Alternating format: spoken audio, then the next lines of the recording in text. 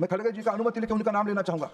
खड़गे जी जैसे सीनियर व्यक्ति जब यहाँ चर्चा में दिग्विजय सिंह बोल रहे थे, थोड़ा उठ के गए कि आप भारत के कुछ इलाका को अलग करना चाहते हो भाषा के नाम। ऐसा नहीं है मान्य खड़गे जी, ऐसा नहीं है।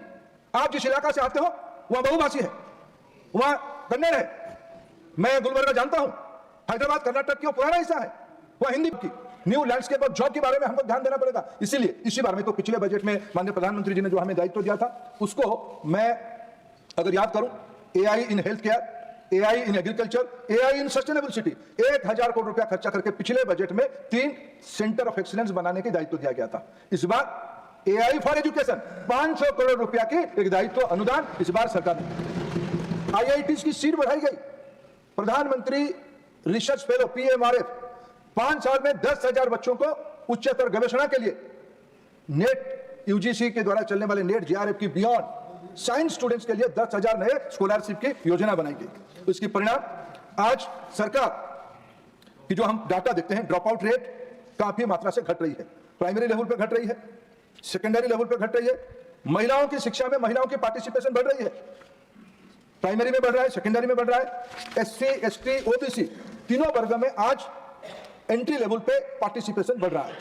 अभी पीएम पोषण, पीएम श्री ऐसे फ्लैगशिप्स प्रोग्राम जो एनईपी को कॉम्प्लीमेंट करते हैं, सारे प्रोग्राम के बारे में कई विषय में चर्चा हुई। मैं थोड़ा 1-2 विषय का क्लैरिफिकेशन भी देना चाहूंगा। शिक्षकों की नियुक्ति के बारे में चर्चा हुई, शिक्षकों की कैपेसिटी बढ़ाने के लिए मैं और स्पेसिफिक आगे थोड़ा कहूंगा, लेकिन अभी इसी स्टेज में कहूंगा। शिक्षकों की दक्षता बढ़ाने के लिए जो डाइट है जिला स्तर पे, सारे डाइट को धीरे धीरे सेंटर ऑफ एक्सीलेंस करके, जो नए टीचर सबने चिंता की, हमारे आदरणीय सुधा मूर्ति जी सबसे ज्यादा उन्होंने चिंता किया कि हमारा शिक्षकों की दक्षता बढ़नी चाहिए। हमारे देश में उपाध्यक्ष जी आज 25 करोड़ स्कूली विद्यार्थी है, 4 करोड़ उच्च शिक्षा के विद्यार्थी है। 25 करोड़ जब मैं कहता हूं, उसमें एंट्री लेवल पे जीआर लगभग 100%, सेकेंडरी लेवल पे ये 80% है। हर सेकेंडरी लेवल में 11वीं बार में ये संख्या घट के 75% होती है, यानी वो भी थोड़ा ड्रॉप आउट 25%, 20% है ऊपर की कक्षा में। हायर एजुकेशन में इट इज अराउंड 27, 28% है। इसको और भी आगे बढ़ाना है।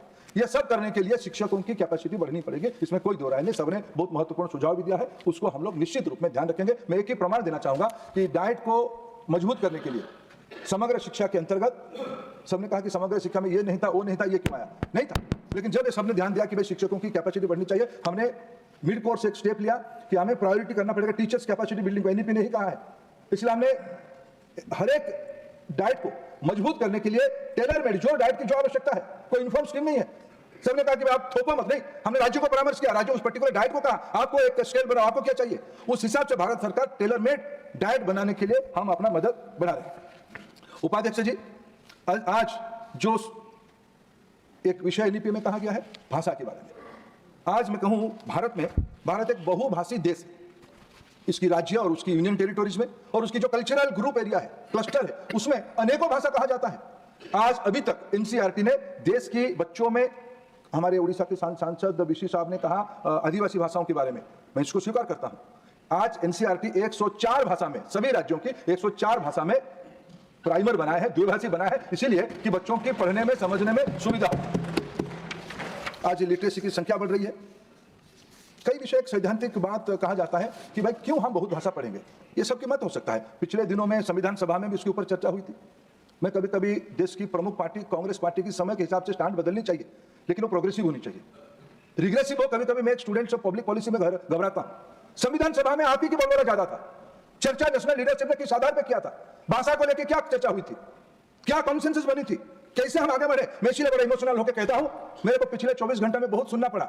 मैं इस देश की पहला भाषा आधारित प्रशासनिक इकाई का सुपुत्र हूं, उड़िया आदमी हूं। उड़ीसा 1936 में, उपाध्यक्ष जी हम आप ही से आए 1936 में, 1911 में हम पहले बंगाल प्रेसिडेंट वहां पर हम अलग हुए। फिर 1936 में आप हमको छोटे भाई करके हमको मान्यता दिया।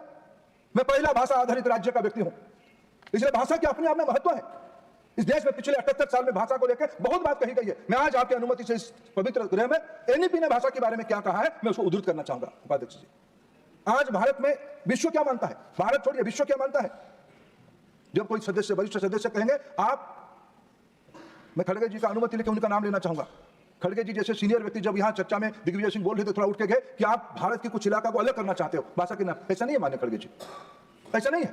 आप जिस इलाका से आते हो वह बहुभाषी है, वहां कन्नड़ है। मैं गुलबर्गा जानता हूं, हैदराबाद कर्नाटक की पुराना हिस्सा है, वहां हिंदी भी चालू, हिंदी भी, उर्दू आधारित हिंदी भी समझा जाता है। मैं वहां गया हूं, वहां इंग्लिश तो है ही, वहां स्थानीय एक दो लैंग्वेज भी है, तेलुगु भी है। क्या हम इस विविधता को अस्वीकार कर दें? आज विश्व क्या कह रहा है? इस बार 2024 को the impact of multilingualism on global education के बारे में चर्चा हो रही है।